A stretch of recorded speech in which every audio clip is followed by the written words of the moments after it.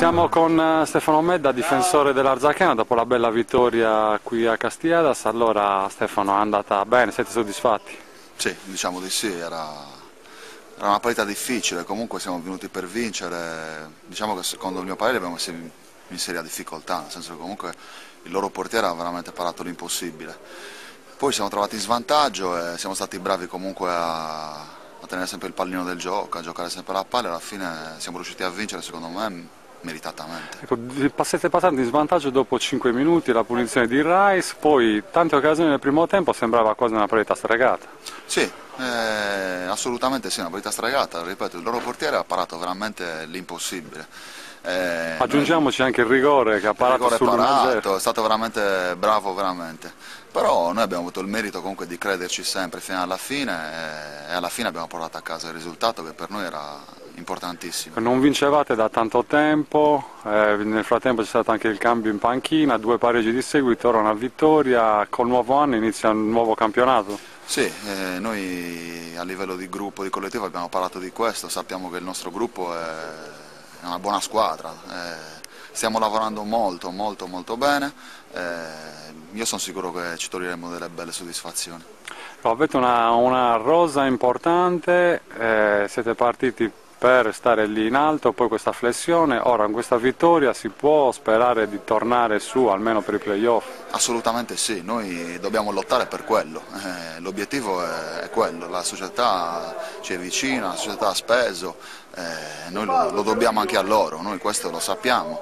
Purtroppo nell'ultimo periodo le cose non stavano andando bene per una serie di cose, poi c'è stato il cambio dell'allenatore e già si comincia a vedere qualcosa di importante. Magari anche gli infortuni incidono, oggi non c'era De Martis, non c'era Figo, probabilmente. Sì, diciamo che noi dall'inizio dell'anno non siamo mai stati fortunati in quello, non abbiamo mai avuto la squadra al completo, abbiamo Alessio Figos che è fuori già da diverso tempo, abbiamo avuto De Martis fuori oggi, Angledus qualificato diverse volte, insomma non siamo mai stati al completo, quindi in questa categoria queste cose si pagano. Ecco, tu che hai giocato in campionati professionistici e anche in squadre sarde come la Torre, la Nuorese, nella Serie C, come vedi queste assenze di squadre sarde nei campionati professionistici? Dopo il Cagliari c'è solo la Villa Cidrese.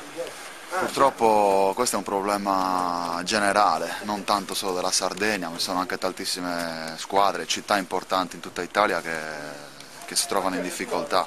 Le risorse economiche sono sempre meno e poi purtroppo l'anno scorso sono è fallita l'Olbia, è fallita l'Alghero, insomma questo è un problema serio che bisogna affrontare, probabilmente bisogna cominciare a ripartire dal settore giovanile per organizzare bene le cose, inutile andare a spendere una valanga di soldi per poi fallire, quindi bisogna fare di nuovo i passi piccoli uno alla volta e cercare di ripartire. Comunque la Sardegna ha un bacino di utenza impressionante e merita altre squadre nei professionisti. Ecco, proprio la Sardegna, a questo punto in Sardegna il campionato di Serie D diventa il campionato importante.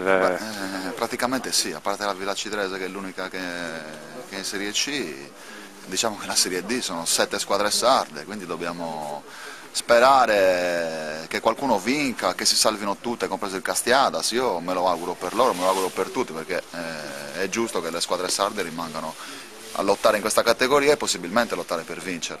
In un campionato dove c'è l'obbligo di schierare 4 giovani, i giovani dell'Arzachena come li vedi? Ma noi in quello siamo stati fortunati, nel senso che comunque ce li abbiamo bravi. E in questo campionato i giovani effettivamente fanno la differenza, perché ne devi avere 4 in campo e chiaramente se ce li hai che non sono all'altezza giochi con 4 giovani in meno.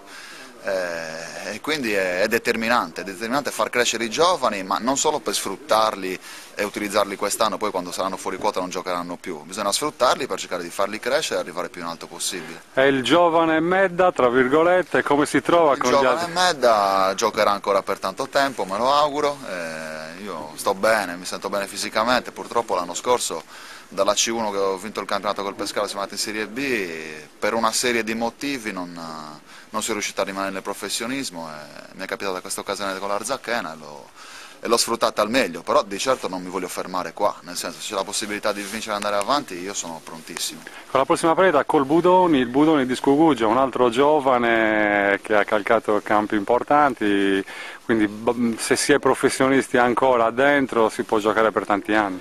Si può giocare e noi quelli diciamo più anzianotti, tra virgolette, dobbiamo cercare di dare qualcosa sia in campo ma sia anche a livello di crescita per i giovani, voglio dire, abbiamo una certa esperienza e quindi il nostro compito è anche quello di far crescere a livello di gruppo la squadra.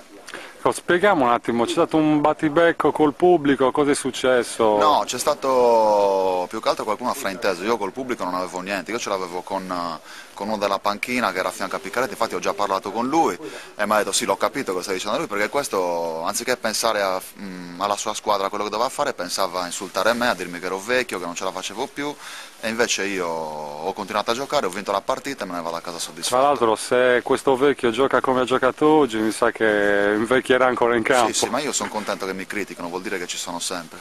Va bene, ringraziamo Stefano Medda, tanti auguri e buon campionato. Grazie a te.